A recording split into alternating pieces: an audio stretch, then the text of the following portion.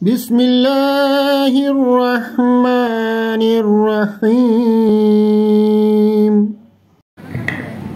السلام علیکم ورحمۃ اللہ وبرکاتہ۔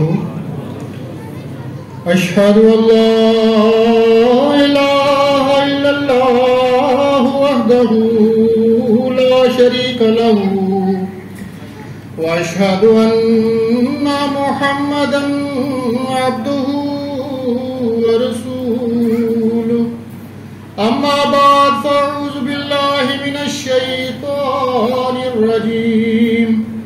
بسم اللہ الرحمن الرحیم۔ محترم امیر صاحب، عزیز سامعین کرام، آج کے اس جلسہ سیرت النبی میں خاک سار نے جس موضوع کا چناؤ کیا ہے وہ رسول کریم صلی اللہ علیہ وآلہ وسلم کے اسوہ حسنہ کی روشنی میں ایک جنت نظیر معاشرہ کیسے قائم ہوتا ہے۔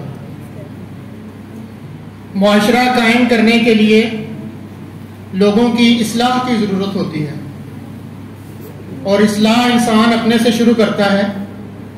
جب اپنے خود سے اصلاح شروع کرتا ہے تو پھر اپنے گھر سے، اور اپنے گھر سے پھر آگے انسان اپنے رشتہ داروں سے، دوستوں سے، بھائیوں سے، اور اسی اصلاح اور تربیت کے نتیجہ میں معاشرہ قائم ہوتا ہے۔ تو ہمارے سامنے سب سے اچھا اور بہترین نمونہ تو رسول کریم صلی اللہ علیہ وآلہ وسلم کی ذات، وہ پیشوا ہمارا جس سے ہے نور سارا، نام اس کا ہے محمد، دل بر میرا یہی ہے۔ اس نور پر فدا ہوں، اس کا ہی میں ہوا ہوں، وہ ہے میں چیز کیا ہوں، بس فیصلہ یہی ہے۔ وہ انسان جو سب سے زیادہ کامل اور انسان کامل تھا، اور کامل نبی تھا، اور کامل برکتوں کے ساتھ آیا، جس سے روحانی باعث اور حشر کی وجہ سے دنیا کی پہلی قیامت ظاہر ہوئی، اور ایک عالم کا عالم مرا ہوا اس کے آنے سے زندہ ہو گیا۔ وہ مبارک نبی حضرت خاتم الانبیاء، امام الاصفیاء، ختم المرسلین، فخر النبیین، جناب محمد مصطفیٰ صلی اللہ علیہ وآلہ وسلم۔ سورہ احزاب کی آیت نمبر 22 میں خدا تعالیٰ فرماتا ہے کہ حضرت صلی اللہ علیہ وسلم کے اسوہ کو مثالی اسوہ قرار دیا، وہ اسوہ جس پر چل کر انسان اپنے رب کی رضا کا وارث بن سکتا ہے۔ آپ صلی اللہ علیہ وآلہ وسلم کی سیرت کے تمام خوبصورت اور پاکیزہ پہلو رہتی دنیا تک روشن ستاروں کی طرح جگمگاتے رہیں گے، اور بنی نوع انسان کی اپنے محبوب حقیقی طرف رہنمائی کرتے رہیں گے۔ آج میں آپ صلی اللہ علیہ وآلہ وسلم کی سیرت کے ایک ایسے ہی خوبصورت پہلو پر کچھ حد تک روشنی ڈالوں گا جس کا تعلق آپ صلی اللہ علیہ وسلم کی گھریلو زندگی سے ہے، اور جو ہمارے لیے ہمیشہ مشعل راہ ہے۔ قرآن کریم میں خدا تعالیٰ فرماتا ہے وَمَا يَنطِقُ عَنِ الْهَوَىٰ إِنْ هُوَ إِلَّا وَحْيٌ يُوحَىٰ، کہ وہ اپنی خواہش نفسانی سے کام نہیں کرتا، بلکہ اس کا پیش کردہ کلام وحی الہی ہے۔ اس کی گواہی آپ کی ازواج مطہرات کی زبانی ہم سب نے بارہا ملاحظہ کی ہیں۔ پہلی وحی کے موقع پر حضرت خدیجہ رضی اللہ تعالیٰ عنہا نے ان الفاظ میں آپ کی دل جوئی فرمائی کہ خدا کی قسم اللہ تعالیٰ آپ کو کبھی رسوا نہیں ہونے دے گا، کیونکہ آپ صلہ رحمی کرتے ہیں، کمزوروں کو اٹھاتے ہیں، جو خوبیاں معدوم ہو چکی ہیں ان کو حاصل کرنے کی کوشش کرتے ہیں۔ تو دوسری طرف حضرت عائشہ رضی اللہ تعالیٰ عنہ سے کسی نے دریافت کیا کہ رسول کریم صلی اللہ علیہ وآلہ وسلم کے اخلاق کیسے تھے۔ حضرت عائشہ رضی اللہ تعالیٰ عنہ بیان فرماتی ہیں کہ رسول کریم صلی اللہ علیہ وآلہ وسلم کے اخلاق تو قرآن تھے۔ کیا ہی پیارا بیان ہے۔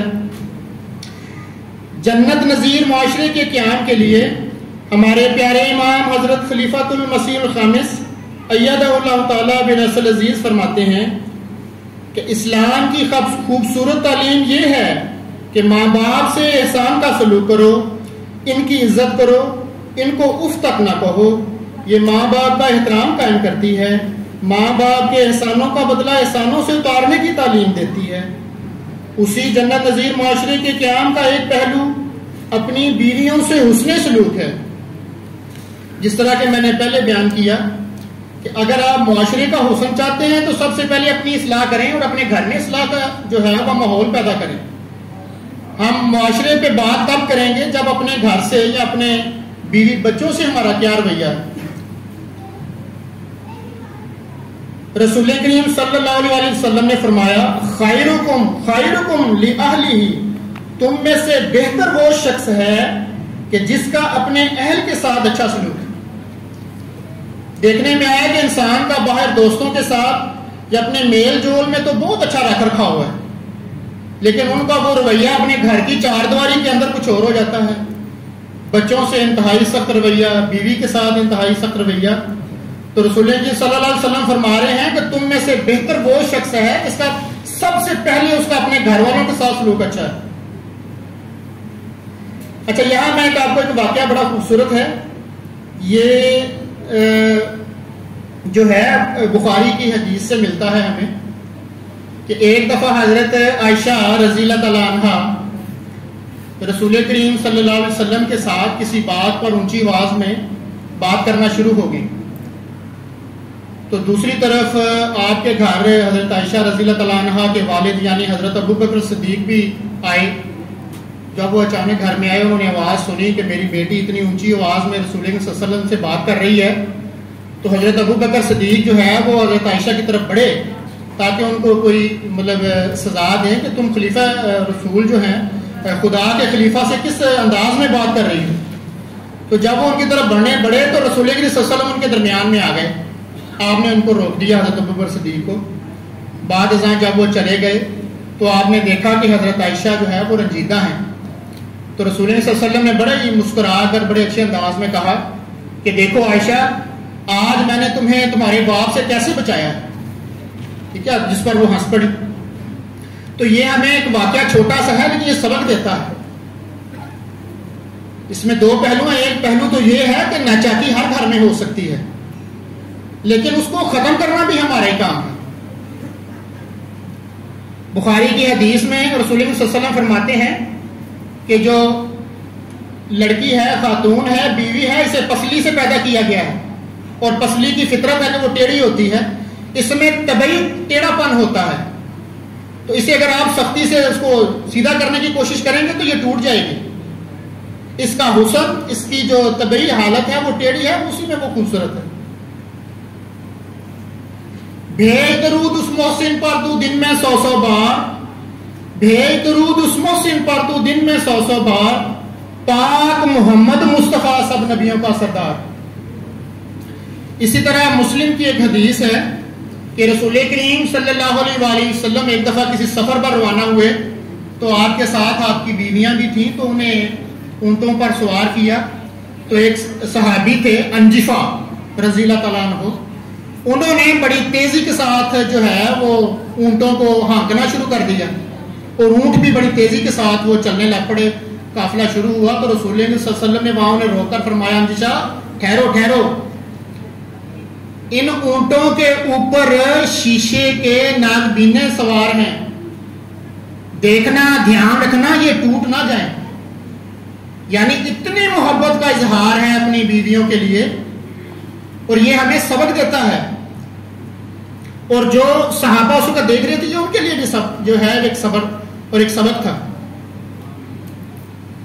اللہ تعالی ہمیں، اگر ہم جنت نظیر معاشرہ چاہتے ہیں تو سب سے پہلے ہمیں خدا تعالیٰ اپنے آپ سے، اپنے گھر سے اور اپنے اہل و عیال سے پیار اور محبت کا سلوک پیدا کرنے کی توفیق عطا فرمائے، تو ہم یہ سمجھیں گے کہ یہ جلسہ سیرت النبی ہمیں جو ہے وہ سر انجام دینے کا اللہ تعالیٰ نے اجر دے دیا ہے۔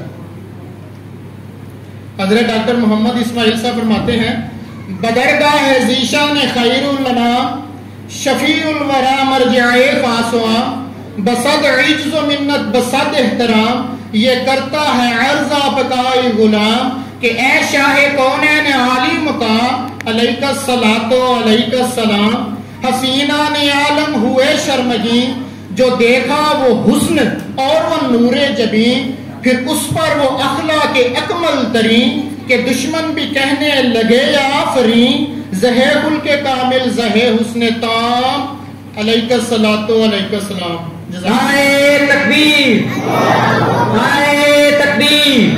اسلام احمدیت، اسلام احمدیت، جماعت احمدیہ ملیشیا، جماعت احمدیہ ملیشیا. حضرت محمد مصطفیٰ، حضرت محمد مصطفیٰ. نعرہ تکبیر. بسم اللہ الرحمن الرحیم.